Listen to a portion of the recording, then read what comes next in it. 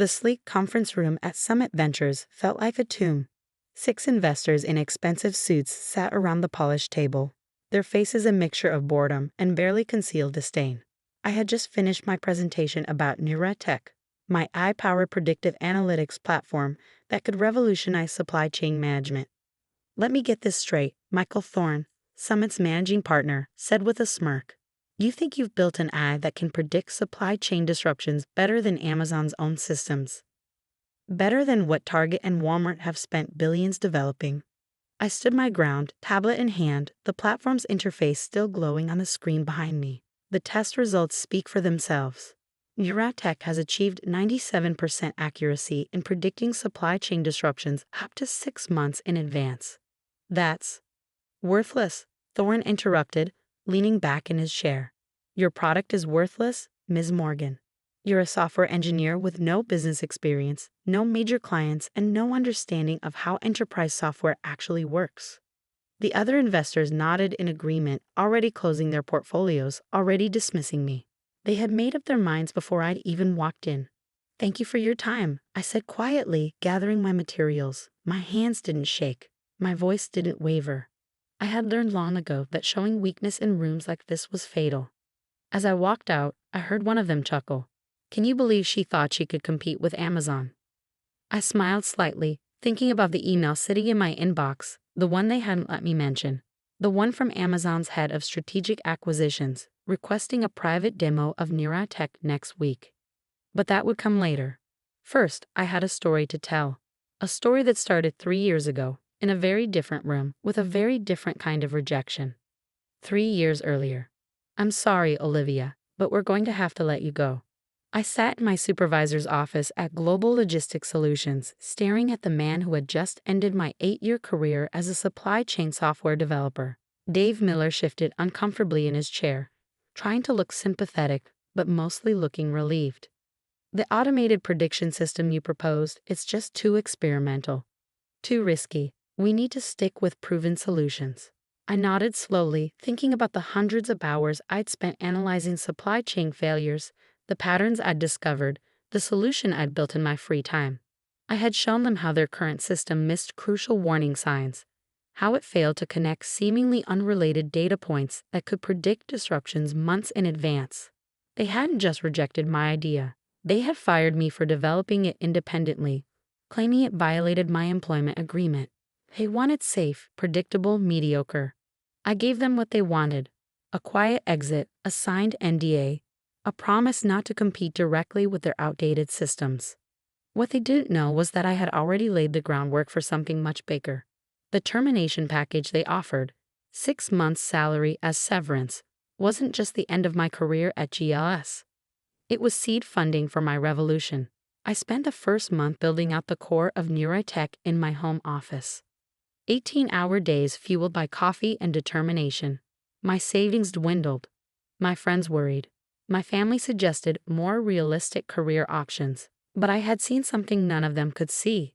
In the massive datasets I had analyzed at GLS and the countless supply chain disruptions I had studied, there were patterns. Subtle connections that human analysts missed. Early warning signs that existing software couldn't detect. The breakthrough came at 3 a.m. on a Tuesday, 4 months after my firing. I had been working on a new type of neural network, one that could process supply chain data differently. Instead of looking for direct cause and effect relationships, it identified complex patterns across seemingly unrelated factors.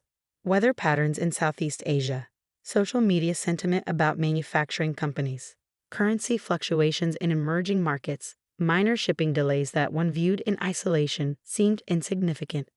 But when you connected them properly, when you let the eye see the bigger picture, they became crystal clear warning signs of major disruptions. I called it the Nexus Protocol, an AI system that could see the invisible threads connecting global supply chains, predicting problems before they emerged. The first test run was on historical data from a major electronics manufacturer's 2019 supply chain crisis. NeuraTech spotted the warning signs 6 months before the disruption hit. Signs that every other system, every human analyst, had missed. I ran more tests. Pharmaceutical supply chains, automotive parts, retail inventory. Each time, NeuraTech found the patterns. Each time, It predicted the disruptions with uncanny accuracy. By month 5, I had a working prototype.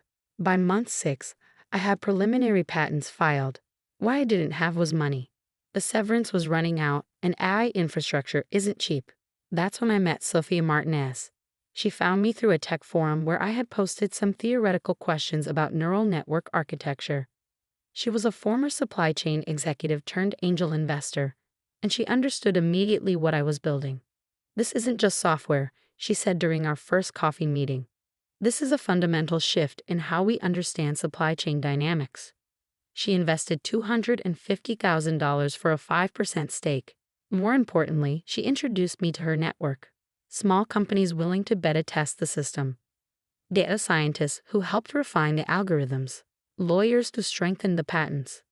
For the next 2 years, we built in silence. No flashy announcements, no TechCrunch articles. Just quiet, relentless improvement. NeuraTech evolved from a prediction tool into a comprehensive supply chain intelligence platform. It didn't just spot potential disruptions, it suggested alternative suppliers, calculated risk factors, and provided detailed mitigation strategies. The early clients were small, but the results were undeniable. A medical supply company avoided a critical shortage by switching suppliers 2 months before their primary vendor faced a production crisis. A food distributor rerouted their entire logistics network a week before unprecedented storms shut down major shipping lanes. Word started to spread in certain circles. The right circles. Companies began reaching out quietly, asking for demos, wanting to test the system against their own data. That's when the first acquisition offer came. A major consulting firm offered $50 million for the technology. I declined. They came back with $100 million. I declined again. Because by then, I had seen the full potential of what we had built. NeuraTech wasn't just another enterprise software tool. It was a window into the hidden patterns that governed global commerce. And someone else had noticed. Someone big. The email arrived on a Thursday evening, just 2 days before my ill-fated meeting at Summit Ventures. Dear Ms. Morgan, I lead strategic acquisitions at Amazon. We've been following NeuraTech's development with great interest. Our preliminary analysis suggests your predictive accuracy exceeds anything currently available in the market. We would like to arrange a private demonstration next week. Regards, James Wilson, VP of Strategic Acquisitions, Amazon. I hadn't mentioned the email during my pitch at Summit Ventures. I hadn't mentioned the other interested parties, the preliminary acquisition talks, the major retailers quietly testing the system. Let them think NeuraTech was worthless. Let them dismiss the woman who had spent 3 years building something they couldn't understand. Because in exactly 1 week, when Amazon's offer became public, when their phones started ringing with calls from reporters asking about the startup they had laughed out of their office, they would learn a valuable lesson. Sometimes the most valuable things are the ones you're too blind to see. I stepped into my car outside Summit Ventures, checking my calendar. The Amazon demo was scheduled for Tuesday morning. Everything was ready. Everything was perfect. Let them laugh. In a week, the laughter would stop, and a very different sound would fill those expensive conference rooms. The sound of opportunity slipping through their fingers. Amazon's Seattle headquarters loomed against the gray morning sky, a testament to what happens when someone builds something others call impossible. I straightened my blazer, checked my reflection in the lobby's polished marble, and took a deep breath. Ms. Morgan, a tall woman in a crisp suit approached, tablet in hand. I'm Jennifer Hayes, James Wilson's chief of staff. They're ready for you in the executive conference room. The elevator ride to the 23rd floor was silent. I used those 30 seconds to center myself, remembering every dismissive investor, every doubting executive, every person who said it couldn't be done. Their skepticism had only made NeuraTech stronger. The conference room doors opened to reveal a scene very different from Summit Ventures. Instead of bored investors checking their phones, 12 intense-looking people sat forward in their chairs, laptops open, clearly having done their homework. James Wilson, Amazon's VP of Strategic Acquisitions, rose to greet me. He was younger than I expected, maybe early 40s, with the focused energy of someone who evaluated revolutionary technology for a living. Ms. Morgan, he said, shaking my hand firmly. Thank you for coming. We've been analyzing NeuraTech's test results for the past month. Frankly, they seem too good to be true. I smiled, setting up my laptop. That's why I brought a challenge for you. Give me your 3 most difficult supply chain disruptions from the past year. Ones you didn't see coming. Let's run them through NeuraTech Live. A murmur of interest ran through the room. James glanced at his team, then nodded. Amanda, get the Singapore semiconductor crisis data. Peter, the Brazilian transport strike, and let's see the European energy shortage numbers. For the next 2 hours, I ran NeuraTech through its paces.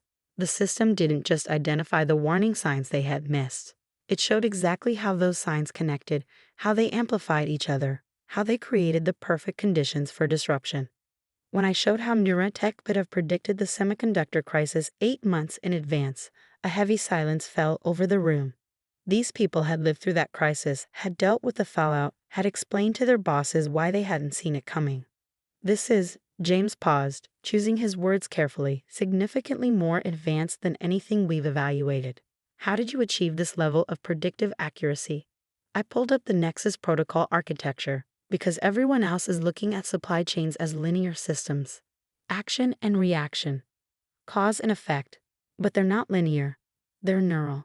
Every point connects to every other point in ways that traditional analytics can't see. The technical team leaned forward, eyes widening as they understood the implications. This wasn't just better software. This was a fundamental reimagining of how supply chain intelligence worked. We'd like to move forward with acquisition discussions, James said finally. Our technical team will need to do a deep dive, of course. But preliminary evaluation looks very promising. I nodded calmly, even as my heart raced. I should mention that we're in talks with other interested parties. Oh, we know, he smiled. Walmart's chief innovation officer has been asking about you. Target's supply chain team ran some tests, and Google's acquisition department has been sniffing around. He leaned forward. But we think Amazon is the best home for this technology. We can scale it globally within months. As I packed up my equipment, James walked me to the elevator. We'll have an initial offer for you by Friday. In the meantime, I suggest keeping this meeting confidential. Once word gets out. He didn't need to finish the sentence. We both knew what would happen when the market learned that Amazon was seriously pursuing NeuraTech.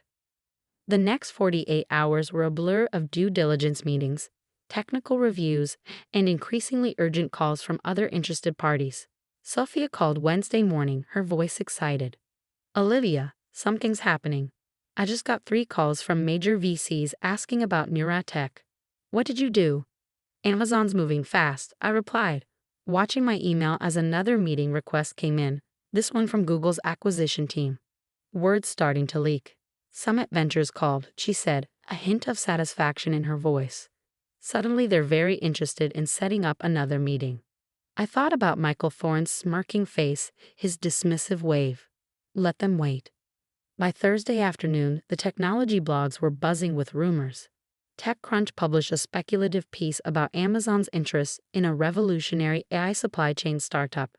Reuters ran a story about unusual activity in the supply chain software sector. My phone wouldn't stop ringing. Investors who had ignored my emails for months now wanted urgent meetings. Former skeptics suddenly saw the genius in NeuraTech's approach. Even my old boss from GLS tried to reach out, probably remembering too late who owned the patents. But I was focused on one email, the one that arrived at 4:47 p.m. on Thursday. Dear Ms. Morgan, following our technical review and market analysis, we would like to present Amazon's formal offer for NeuraTech acquisition. The initial terms are outlined in the attached document, but the headline number is $500 million, with potential earnouts bringing the total to $650 million. We're prepared to announce next week, pending your agreement. Best regards, James Wilson. I sat in my home office, staring at the number on my screen. $500 million, more with earnouts. For the technology they said would never work. For the company they called worthless. My phone buzzed. A text from Sophia. Summit Ventures is getting desperate. Thorne just offered to come to your house for a meeting. Should I tell him you're busy counting your soon-to-be millions? I smiled, remembering his words. Your product is worthless. How quickly things change when you're proven right. The next morning, I walked into my lawyer's office to review Amazon's offer. The terms were aggressive but fair. They wanted to move fast before Google or Walmart could counter. As we went through the documents, my lawyer's phone kept lighting up with notifications. The story was spreading. Major news outlets were connecting the dots. The business world was about to learn that the biggest tech giant in history was betting big on the startup that everyone else had dismissed. "We should expect significant media attention once this goes public," she said, sliding another document across the desk, "especially given the size of the offer." I nodded, signing where indicated. Let them talk. The numbers speak for themselves. Later that day, as I drove home, I passed the Global Logistics Solutions building where I'd been fired 3 years ago. Their stock had dropped 23% since the first rumors about NeuraTech began circulating. Funny how karma works. My phone rang through the car's speakers. James Wilson. "Olivia," he said, sounding excited. "The board just approved the final terms. We're announcing Monday morning before market open. Are you ready for what's coming?" I smiled, thinking about all the people who were about to learn a very expensive lesson about underestimating the wrong person. "I've been ready for 3 years, James. Let's show them what worthless looks like." The weekend passed in a blur of final preparations, legal documents, press statements, technical transition plans. But through it all, I kept thinking about next week, when all those investors who had laughed would open their phones to see the headlines. Because sometimes success isn't just about proving your worth.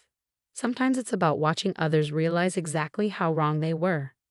And on Monday morning, when Amazon's press release hit the wires, when the business world exploded with news of the $500 million acquisition, when Summit Ventures phones started ringing off the hook with angry calls from their investors wondering how they had missed this opportunity, I would be sitting quietly in my office, reading every headline, savoring every word. Let them call it luck. Let them say they almost invested. Let them scramble to explain why they dismissed a $500 million company as worthless. I had stopped caring about their opinions 3 years ago. Now I only cared about their regret. Sunday night, as the final hours ticked down to the announcement, I received one last email. From Michael Thorne. "Ms. Morgan, I feel I may have been hasty in my assessment of NeuraTech. Perhaps we could meet tomorrow to discuss potential investment opportunities. Best regards, Michael Thorne, Managing Partner, Summit Ventures." I clicked delete without responding. Tomorrow, he would get his answer in the form of headlines he would never forget. Sometimes silence speaks louder than words. And sometimes the best response to worthless is to show them exactly what they missed. The stage was set. The papers were signed. And in just a few hours, the world would learn what real value looks like. Monday morning dawned clear and bright. I sat in my home office at 5:30 a.m., watching financial news channels on mute, waiting for the announcement that would change everything. My phone was already buzzing with texts from Sofia. CNBC has a breaking news graphic ready. Bloomberg's running teasers about a major tech acquisition. Wall Street Journal just went live with it. I unmuted the TV just in time to hear the CNBC anchor's voice catch with excitement. Breaking news in the tech sector. Amazon has announced the acquisition of artificial intelligence startup NeuraTech for $500 million, with additional earnouts potentially bringing the total to $650 million. The company's AI-powered supply chain prediction technology has been called revolutionary by industry experts. My email inbox exploded. My phone started ringing nonstop. But I was focused on one particular notification. A LinkedIn message from Michael Thorne at Summit Ventures, timestamped 1 minute after the announcement. "Olivia, please call me immediately. We need to discuss this situation." I smiled, remembering his words from just last week. "Your product is worthless." Now he wanted to discuss the situation. Funny how $500 million can change someone's perspective. The morning unfolded like a perfectly choreographed symphony of validation. Every major news outlet picked up the story. Tech blogs went crazy analyzing NeuraTech's potential impact on Amazon's operations. Supply chain industry publications scrambled to explain how they had missed this revolutionary technology. At 9:30 a.m., the stock market opened. Amazon's stock jumped 3% on the news. Traditional supply chain software companies saw their shares plummet. Global Logistics Solutions, my former employer, dropped 28% in the first hour of trading. By 10 a.m., my lawyer had counted 17 interview requests from major media outlets. The Wall Street Journal wanted to do a profile. Forbes was asking about their 30 under 40 list. TechCrunch had already published 3 different analyses of the acquisition. But the real drama was happening in the venture capital world. Safia kept me updated through a steady stream of texts. 2 partners at Summit just called me in tears. 3 other VC firms that rejected us are facing angry calls from their investors. Someone just leaked that Google was preparing a $600 million counteroffer. They were too late. At 11 a.m., I finally took a call from James Wilson at Amazon. "Olivia," he said, sounding excited but not surprised. "The response is even bigger than we expected. Our technical team is already calling this the most important acquisition since Kiva Systems." I leaned back in my chair, watching CNBC replay clips of their interview with an AI expert explaining why NeuraTech's technology was game-changing. "How's the market taking it?" I asked, though I already knew. "We're up almost 4% now. But the real story is what's happening to our competitors. They're all scrambling to explain why they don't have anything like NeuraTech. Because they had all dismissed it, just like Summit Ventures had. Just like GLS had when they fired me." At noon, I received an unexpected email from Dave Miller, my former supervisor at GLS. "Olivia, I owe you an apology. When we let you go, we made a terrible mistake. I see that now. The board is asking questions about how we could have missed this opportunity. I'm not sure I'll survive the fallout. Congratulations on your success. Dave." I didn't respond. Some bridges don't need to be rebuilt. The afternoon brought more validation. Technical blogs started dissecting NeuraTech's patents, marveling at the sophistication of the Nexus protocol. Supply chain experts published analyses showing how the technology could have prevented major disruptions over the past year. But the most satisfying moment came at 2:47 p.m., when my assistant forwarded me an internal memo that had leaked from Summit Ventures. "All partners, in light of recent events concerning NeuraTech's acquisition by Amazon, we need to immediately review our due diligence procedures. The failure to recognize this opportunity represents a significant lapse in judgment that has already drawn criticism from several major LPs. Michael Foran's position as managing partner will be discussed at Thursday's emergency board meeting. Regards, Board of Directors." I forwarded it to Safia with a single word: karma. Her response came immediately: "He's finished. 2 other partners just called me asking if you consider letting them invest in your next venture." Apparently, being the person who called a $500 million company worthless isn't great for your career. By end of day, the story had evolved from a simple acquisition announcement into something bigger. A case study in how the traditional venture capital world often misses revolutionary technology because of bias and arrogance. CNBC ran a special segment titled "The Billion-Dollar Blind Spot: How VCs Miss Tech Breakthroughs." They interviewed experts about why established firms often fail to recognize transformative technology. Summit Ventures was mentioned repeatedly, not in a good way. As the sun set, I finally allowed myself to really feel it: the validation, the vindication, the pure, undiluted satisfaction of being proved right in the most public, most undeniable way possible. My phone buzzed one last time. A text from James Wilson. "Board wants to fast-track the integration. Can you come to Seattle next week? We're thinking bigger than just supply chain now. This could transform everything."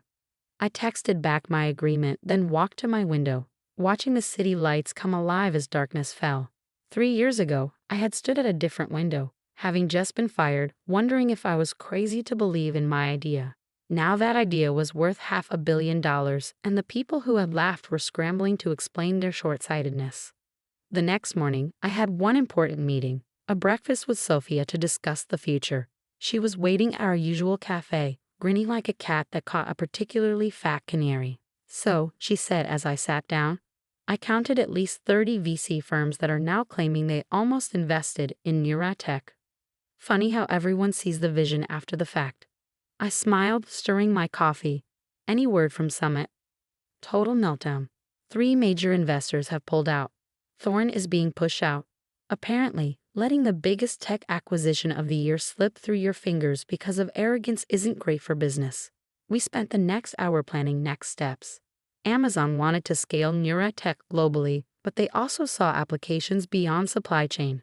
The underlying technology, the ability to see patterns in complex systems, could revolutionize everything from financial markets to climate science.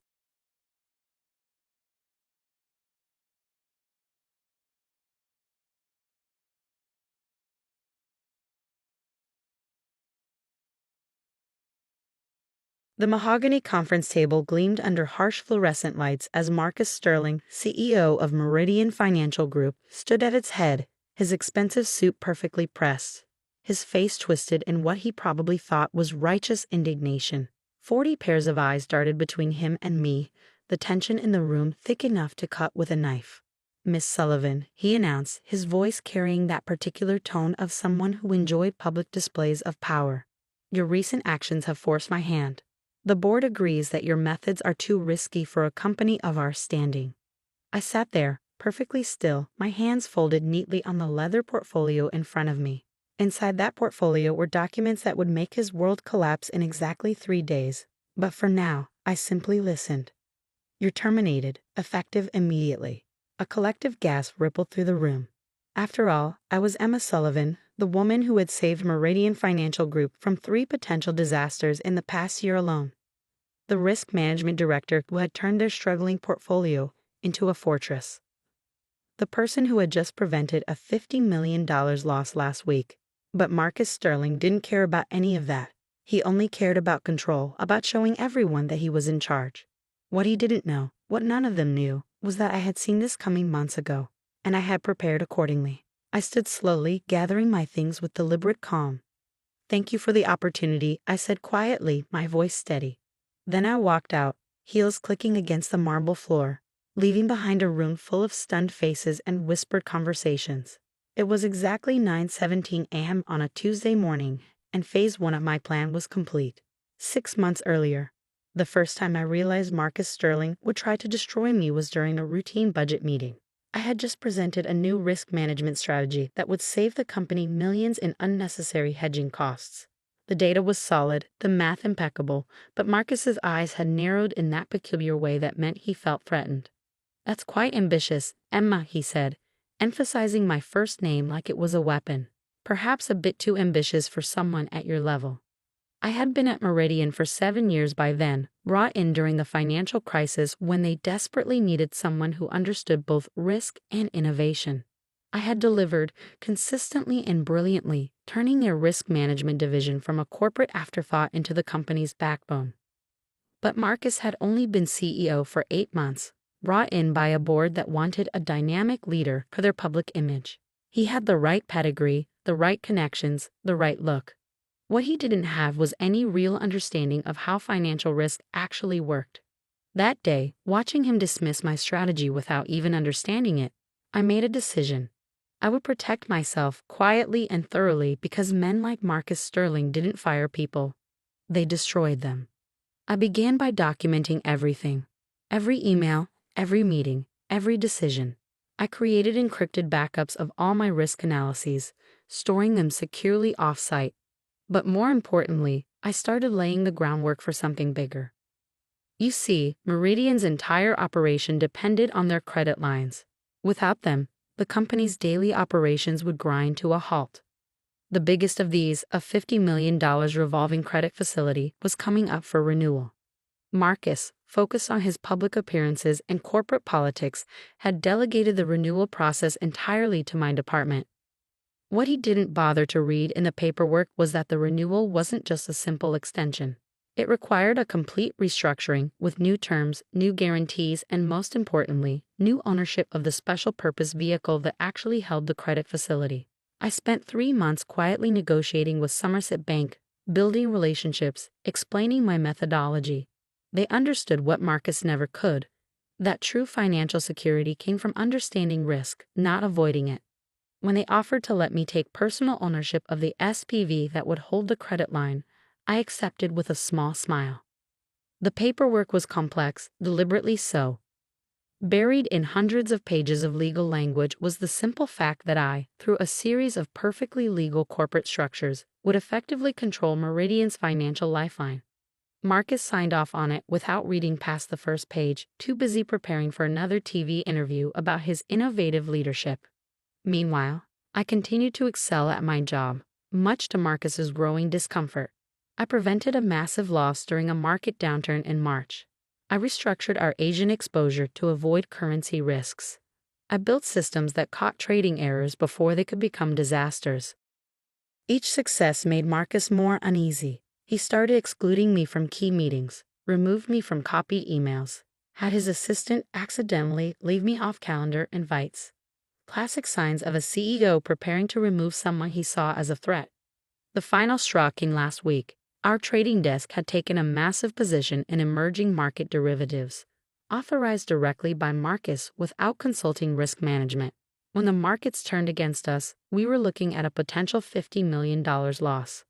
I spent 48 hours straight at my desk, analyzing patterns, running scenarios, building hedges. In the end, I not only prevented the loss but managed to turn it into a small profit. The traders called it brilliant. The risk management team called it inspired. Marcus called it unnecessarily complicated and dangerously aggressive. That's when I knew my time was running out. I could see it in the way he stalked the halls, in the whispered conversations that stopped when I walked by, in the sudden requests for detailed reports on all my methodologies. So I prepared. I updated all my documentation. I confirmed my control of the credit facility. I made sure every single action I had taken was not only legal but provably necessary for the company's survival. Then I waited. The email came last night. Mandatory all-hands meeting tomorrow at 9 a.m. No agenda. No explanation. Classic ambush tactic. I arrived early, dressed impeccably in a charcoal gray suit that had cost me a month's salary. Image matters in finance, especially when you're about to let someone underestimate you for the last time. The room filled quickly. Department heads, senior managers, even some junior staff. Marcus wanted an audience for this. He wanted to make an example of me. I watched him stride in at exactly 9 a.m., flanked by 2 security guards and someone from HR. He didn't even try to make it look professional. No private conversation, no dignified exit. He wanted a show. And now here I was, walking out of Meridian Financial Group for what they thought was the last time. Security escort behind me, cardboard box in my arms for theatrical effect. Anything important had been removed days ago. Employees peeking out from behind their monitors to watch my walk of shame. I kept my head high, my pace steady. The security guard, Jim, who had always been kind to me, looked uncomfortable. "I'm sorry, Miss Sullivan," he whispered as we reached the lobby. "This isn't right." I gave him a small smile. "Don't worry, Jim. Everything happens for a reason." Outside, the city bustled under a clear autumn sky. I took a deep breath of crisp October air and checked my watch. 9:47 a.m. In exactly 3 days, Marcus Sterling would learn what real risk looked like. But for now, I had a breakfast meeting to attend with the CFO of Somerset Bank, who was very interested in hearing about my sudden availability. I slipped into the back of my waiting car, not a taxi, but a private town car I had arranged the night before. Image matters in finance, after all, especially when you're about to turn from fired employee to the person who holds your former company's financial fate in your hands. The driver pulled away from the curb smoothly as I pulled out my phone. A text from my lawyer confirmed that everything was in place.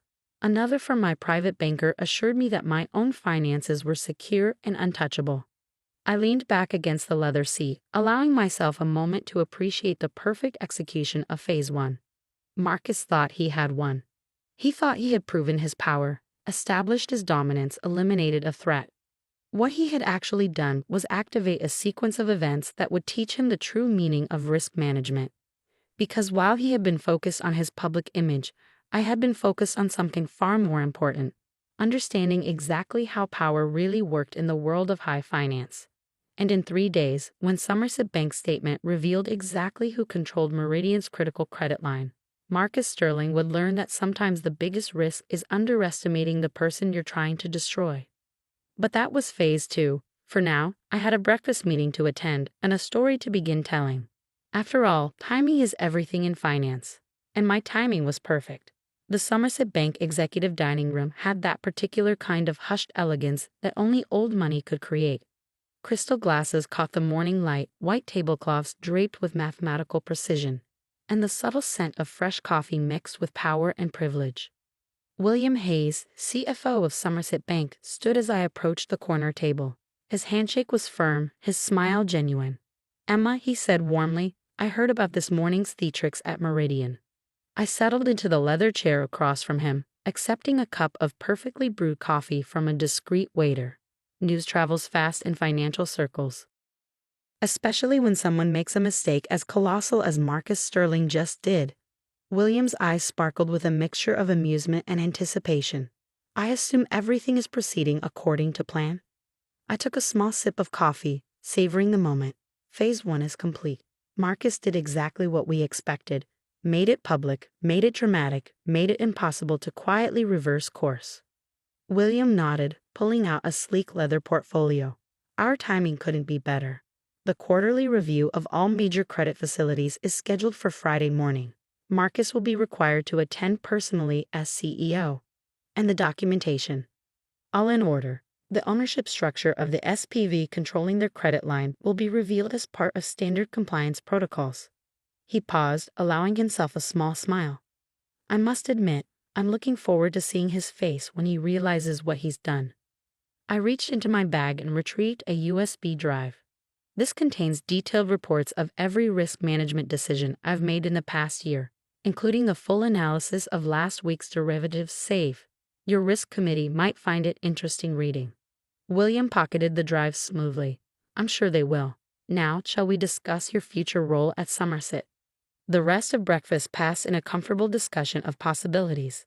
By the time I left, I had a verbal offer to become Somerset's new head of strategic risk management at triple my Meridian salary.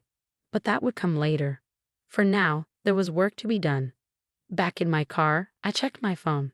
3 missed calls from Meridian's HR department, 5 from their legal team, and 1 very interesting text from Sarah Chen, my former deputy. Complete chaos here. MS trying to access your risk management systems. Nobody can understand your notation system. Of course they couldn't. I had developed my own proprietary method of coding risk assessments over the years. It was perfectly logical if you understood the underlying mathematics, which Marcus very clearly didn't. I smiled, remembering his dismissal of my methods as unnecessarily complicated. He was about to discover just how necessary that complication had been. By afternoon, the first real tremors began. My phone buzzed with a message from my inside source at Meridian's trading desk. Emergency meeting called. MS trying to explain your hedging strategies to the board. Making 0 sense. Trading suspended on 3 major positions. I could picture it perfectly, Marcus standing in the same conference room where he'd fired me this morning, trying to explain complex risk management protocols he'd never bothered to understand. Probably using terms incorrectly, missing the subtle interplays between positions, not seeing the carefully constructed safety nets I'd built into every strategy. At 4:45 p.m., just before market close, another text from Sarah. MS just tried to unwind your E&G hedge structure. Nearly caused a $10 million loss before risk committee shut it down. Board member Jenkins asking questions. That would be Catherine Jenkins, the only board member with actual banking experience. She'd always understood my work, even as she'd been outvoted by Marcus's supporters. Now she would be starting to see the full picture. I spent that evening in my home office, a glass of expensive bourbon at my elbow, watching the pieces fall into place. My lawyer called to confirm that all my work at Meridian was properly documented and legally protected. My private banker reported unusual activity. Meridian's Treasury Department making inquiries about certain structured finance vehicles. They were starting to look, starting to dig, but they were already too late. Day 2 began with a series of increasingly urgent emails from Meridian's legal department, all marked strictly confidential, urgent response required. They wanted to discuss terms of my departure, wanted to ensure a smooth transition, wanted to maintain positive professional relationships. I archived each one without responding.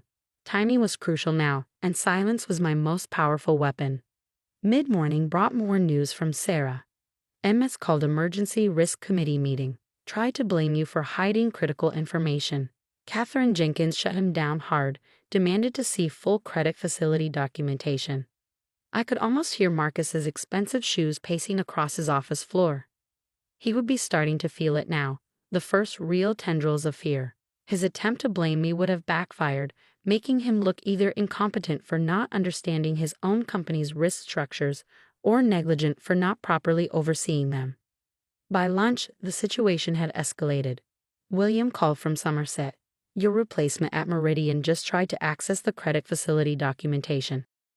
Our compliance department, Following standard protocols informed them that any changes or access requests would need approval from the facility's controlling entity. And how did they react to that? I asked, already knowing the answer.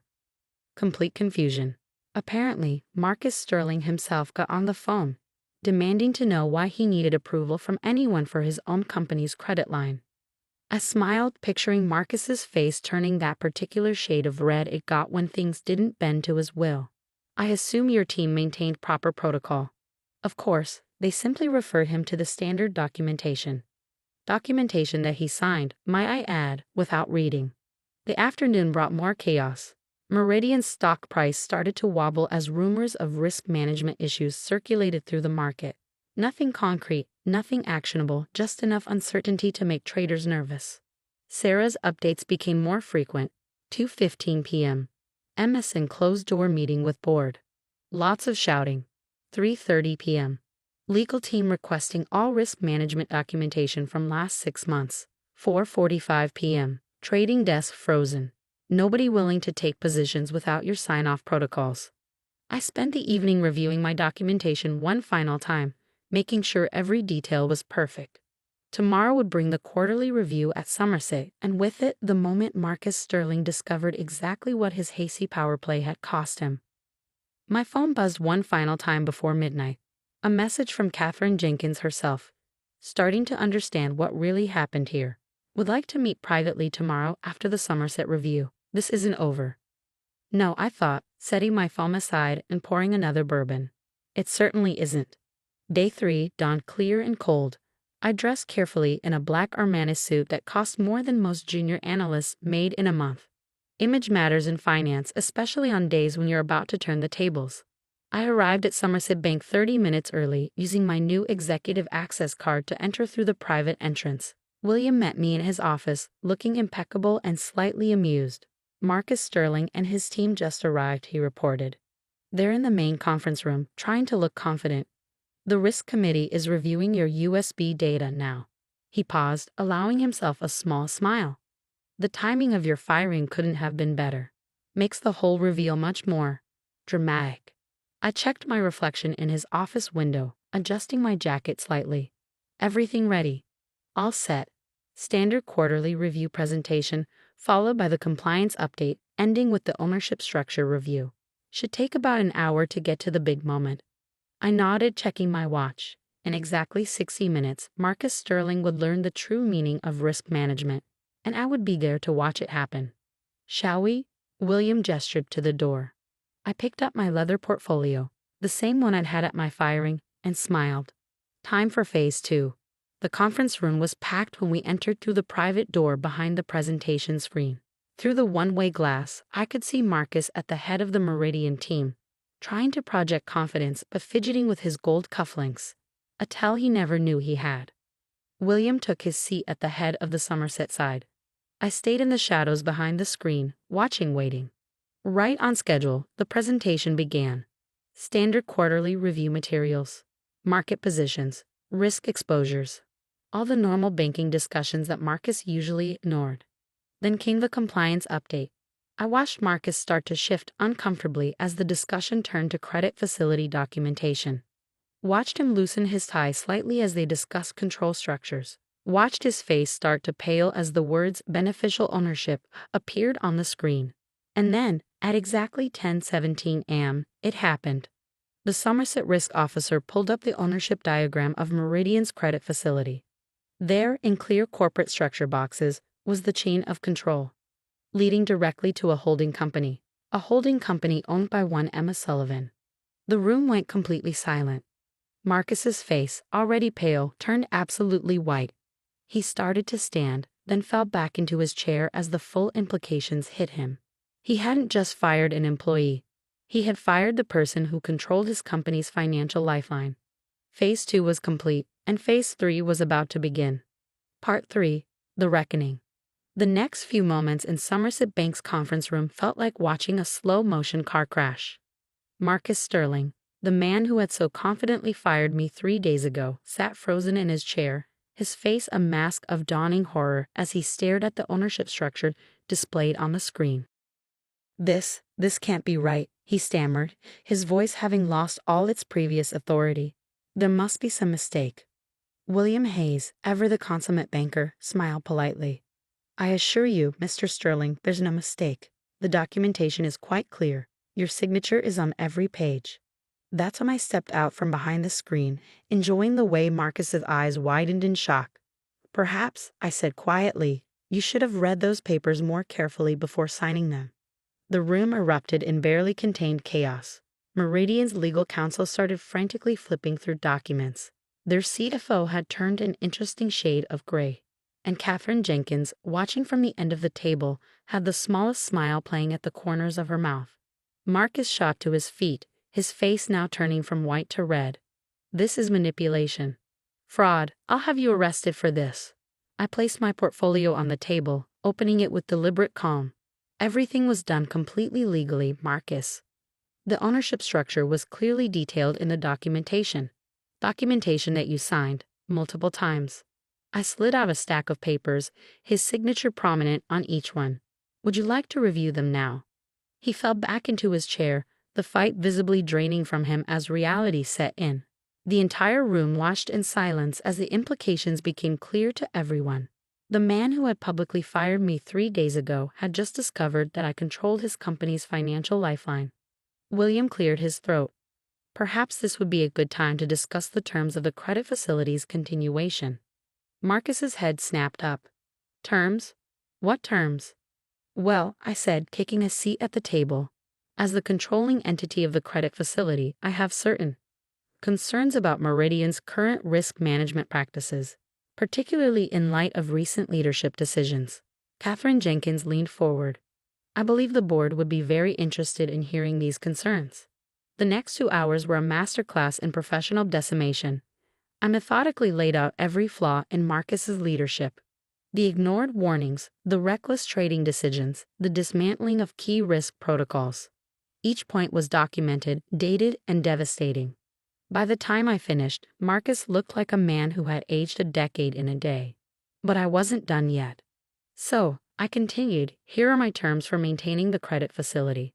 I slid a document across the table. First, a complete overhaul of Meridian's risk management structure.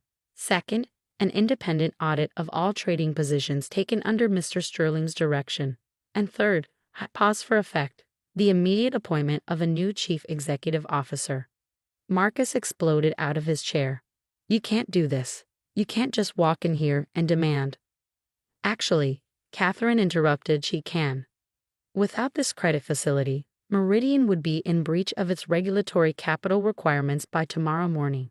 The board cannot ignore that reality." She turned to me, professional respect evident in her eyes. "Though I assume you have a candidate in mind for the CEO position?" I smiled. "Somerset Bank has already approved William Hayes for the role, should the board agree. His risk management experience would be invaluable." William nodded graciously as Marcus sputtered in disbelief. The man was watching his empire crumble, and there wasn't a single thing he could do about it. The next few hours passed in a blur of activity. Emergency board calls were made, lawyers consulted, documents prepared. By late afternoon, the transformation was complete. Marcus Sterling had been removed as CEO, with a carefully worded press release citing strategic differences. William Hayes was appointed as interim CEO with full board approval. I was named Chief Risk Officer of both Meridian and Somerset, with oversight of a newly created risk management structure. And most satisfyingly, every person Marcus had fired or pushed out over the past 8 months was being contacted about returning to their positions. As the sun set over the city skyline, I stood in what had been Marcus's office, now temporarily mine until William took over next week. Katherine Jenkins knocked on the doorframe. "That," she said, entering with 2 glasses of expensive scotch, "was the most elegant corporate takedown I've ever witnessed." I accepted the glass with a small smile. Sometimes the best risk management strategy is to let others underestimate you. She laughed, settling into one of the leather chairs. "You know, when Marcus first announced your firing, I almost intervened. Almost, but something in your expression that day told me to wait." "I appreciate that," I said, taking a sip of scotch. "It made the reveal much more effective." "That it did." She raised her glass in a toast to the woman who turned being fired into a corporate coup. Later that evening, as I packed up the last of Marcus's belongings from what would soon be William's office, Sarah appeared in the doorway. "The trading floor is celebrating," she reported, grinning. "Someone ordered champagne. And Marcus's old executive team is trying desperately to update their resumes before the mass exodus begins." I nodded, placing Marcus's pretentious motivational posters in a box. Change is healthy in corporate culture. Speaking of which, how do you feel about a promotion? I'll need a deputy chief risk officer I can trust. Her eyes widened. Seriously? But what about Somerset?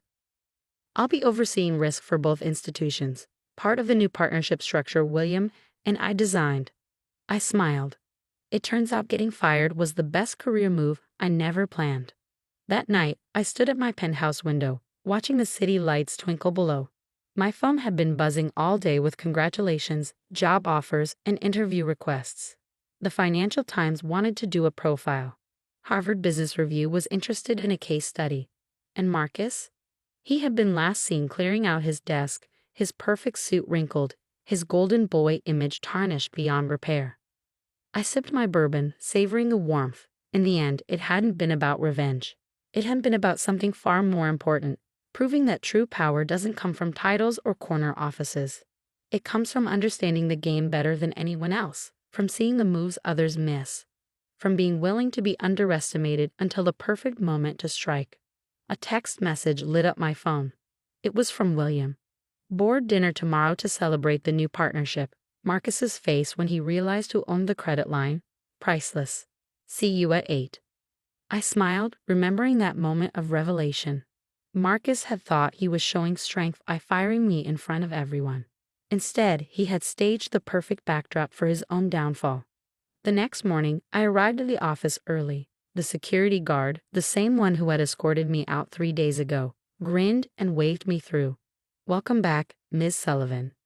I strode through the lobby, heels clicking on marble, employees nodding respectfully as I passed. The fear was gone from their eyes, replaced by something better, admiration. Not for my title or my power, but for how I had wielded it. In the elevator, I caught my reflection in the polished doors. Same suit, same portfolio, same calm expression. But something was different now. I wasn't just a risk manager anymore. I was living proof that sometimes the biggest risk is underestimating the quiet ones, the careful ones, the ones who understand that true power isn't about making noise, it's about making moves. The doors opened onto the executive floor, and I stepped out into my new reality. There was work to be done, systems to rebuild, trust to restore. But first, I had a story to tell the eager young analysts gathering in the conference room. A story about risk, about patience, and about the day a CEO learned that sometimes the person you're firing is the person you really can't afford to lose. Because in the end, the greatest victory isn't in proving others wrong. It's in proving yourself right. And I had done exactly that, one signature, one strategy, one careful move at a time. The conference room was packed when I entered. Young faces looked up eagerly, laptops open, ready to learn. I placed my portfolio on the podium and smiled. "Good morning," I began. "Today's lesson is about understanding risk. Real risk, the kind that doesn't show up on spreadsheets or risk assessments. The kind that comes from forgetting that sometimes the quietest person in the room is the one holding all the cards." And as I launched into my presentation, I caught a glimpse of my reflection in the window. I looked exactly like what I was. A woman who had turned getting fired into the ultimate power move. Perhaps I should send Marcus a thank you note. After all, he had given me the perfect stage for my greatest risk management triumph yet. But that could wait. Right now, I had an empire to run.